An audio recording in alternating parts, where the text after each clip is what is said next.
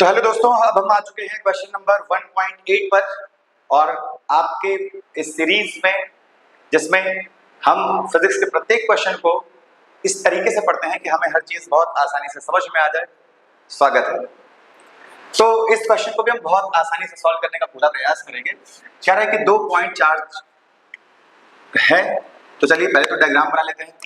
देखिए,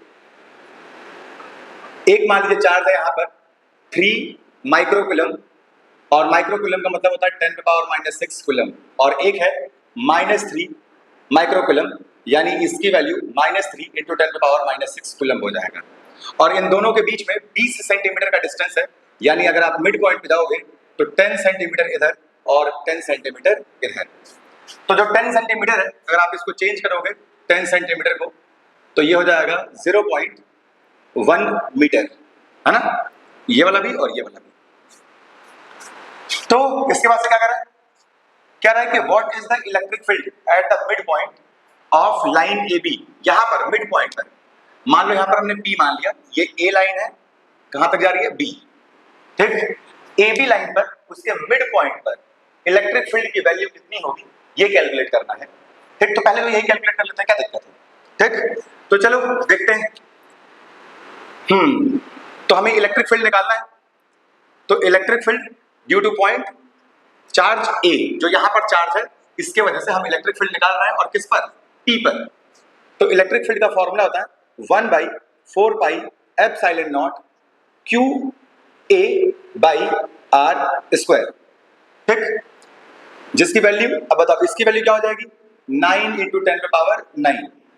इसकी वैल्यू आप यहां से देख लो, 3 × 10⁻, क्या हो जाएगा, -6, और r की वैल्यू क्या है, 0.1, और उसका हो गया स्क्वायर, ठीक।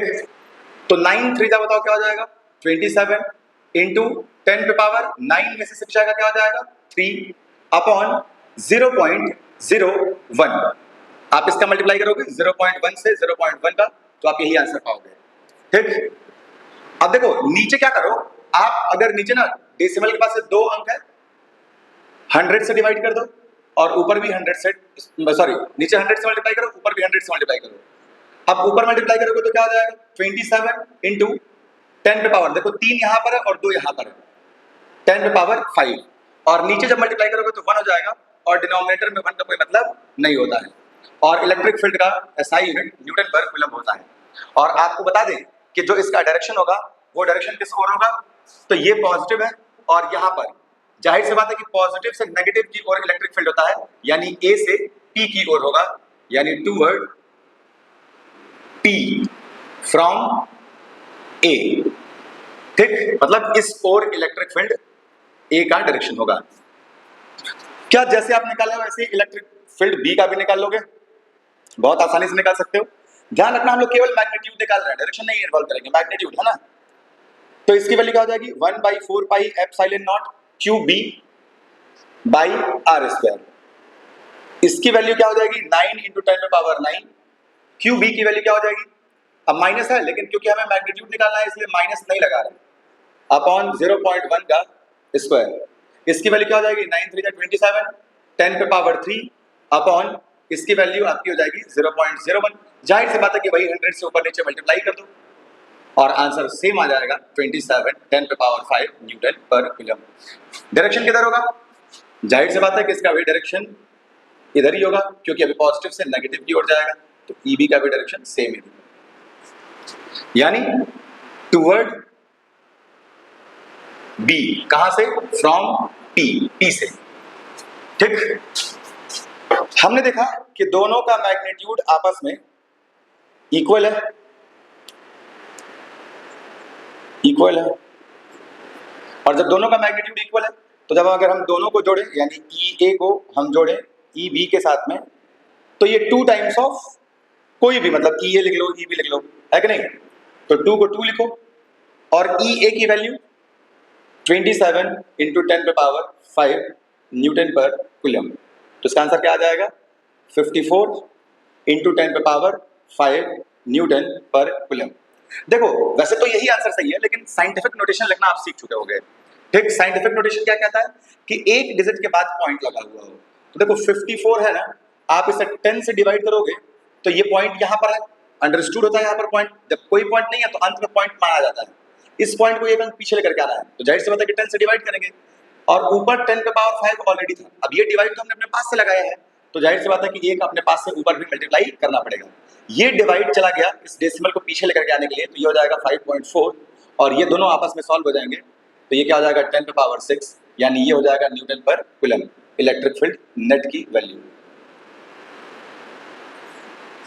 ठीक है, तो हमारा पहला क्वेश्चन हो गया सॉल्व, और अब आ जाते हैं अपने दूसरे क्वेश्चन के सॉल्यूशन पर। दूसरा क्वेश्चन का सॉल्यूशन क्या कह रहा है कि if a negative test charge of magnitude इतना is placed at this point, यानी अगर यहां पर हम एक चार्ज नेगेटिव जो कि वैल्यू है 1.5 इंटू 10 पे पावर -9 कूलम का, यहां पर एक टेस्ट चार्ज रख दें, ठीक, तो what is the force experienced by the test charge, जो तो फोर्स कितना होगा टेस्ट चार्ज के द्वारा। तो ध्यान से सुनना, फोर्स कितना होगा। अच्छा, ये तो पढ़े हो, force is equal to QE, पढ़े हो ना। तो Q की वैल्यू क्या है, जो टेस्ट चार्ज रख रहे हो तुम, और टेस्ट चार्ज कितना रख रहे हो -1.5 इंटू 10 पे पावर -9 कूलम का, और इलेक्ट्रिक फील्ड अभी तुम्हारा कितना आया था 5.4 इंटू 10 पे पावर 6, और फोर्स किसमें होता है न्यूटन में, ठीक। 15 का मल्टीप्लाई, पहले ये डेसिमल कुछ देर के लिए भूल जाओ, 15 का मल्टीप्लाई तो आपको पता होगा, फोर्स करना होगा, तो 15 4 जा 60 का 0 क्या होता है 6, और 15 5 जा 75, और 75 में तुम जब 6 ऐड करोगे तो क्या हो जाएगा 81। अब डेसिमल के बाद एक अंक यहाँ पर है और एक अंक यहाँ पे है, तो एक अंक यहाँ आ गया आपका पॉइंट। अब 10 पे पावर -9 और +6 क्या हो जाएगा -3, और यहाँ आंसर हो जाएगा न्यूटन। लास्ट में 0 होने का कोई मतलब नहीं है, यानी आपका आंसर क्या हो जाएगा फाइनली 8.1 इंटू 10 पे पावर -3 न्यूटन का फोर्स लग रहा है, या इसी को आप 8.1 मिली न्यूटन भी बोल सकते हो जो फोर्स लग रहा है। अब देखो ये सारा तो हमारा आंसर आ गया है, लेकिन डायरेक्शन की भी तो बात करनी है। अब डायरेक्शन की बात करो, देखो ये सारा बताओ पॉजिटिव है, लेकिन यहाँ पर तो नेगेटिव है, जाहिर सी बात है कि यहाँ पर भी नेगेटिव होगा और यहाँ पर भी नेगेटिव होगा, तो ये क्या बता रहा है, तो डायरेक्शन ऑफ फोर्स आपको बताना होगा। बगल में लिख लेते हैं, यहाँ आपको नहीं दिखेगा, यहाँ देख लो, direction of force is in opposite direction of electric field, है ना। जो फोर्स का डायरेक्शन होगा वो इलेक्ट्रिक फील्ड के अपोजिट होगा। अब ध्यान सुनना, इलेक्ट्रिक फील्ड का डायरेक्शन कहां से कहां तक था, ए से बी की ओर था, ये इलेक्ट्रिक फील्ड का डायरेक्शन था, तो फोर्स का डायरेक्शन कहां से कहां तक होगा, बी से ए की ओर, है ना, ये फोर्स का डायरेक्शन हो गया, ठीक है। तो चलिए, उम्मीद है कि आप सारी चीजों को बहुत अच्छे तरीके से समझ, सब्सक्राइब करना हो या कमेंट करना हो, ये आपकी इच्छा, करिए या मत करिए, ठीक। लेकिन जो एक चीज आप जरूर करिएगा वो है मेहनत, क्योंकि यही मेहनत आपको अच्छा नंबर दिलाएगी और अंततः यही मेहनत आपको सफलता दिलाएगी। तो इसी उम्मीद के साथ कि आप बहुत मेहनत करेंगे और अच्छा नंबर लेकर के आएंगे, और वो कमेंट आप करेंगे कि भैया मेरा नंबर बहुत अच्छा आया है, बस उन्हीं लम्हों और उन्हीं पलों का इंतजार है। बहुत बहुत धन्यवाद, बने रहिए आप हमारे साथ।